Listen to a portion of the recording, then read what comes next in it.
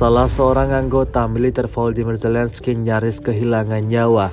Rekamannya ramai beredar di media sosial Telegram pada Kamis 12 April 2023. Tampak serius meluncurkan serangannya dari dalam sebuah gedung ke arah militer Rusia. Tentara Ukraina nyaris kena peluru Rusia pada bagian kepalanya.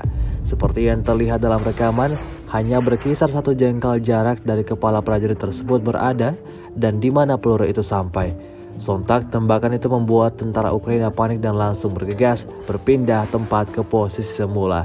Tembakan akurat Rusia disebut-sebut akan terus mengincar nyawa pasukan Ukraina. Beredarnya video ini menuai beragam respon dari warganet.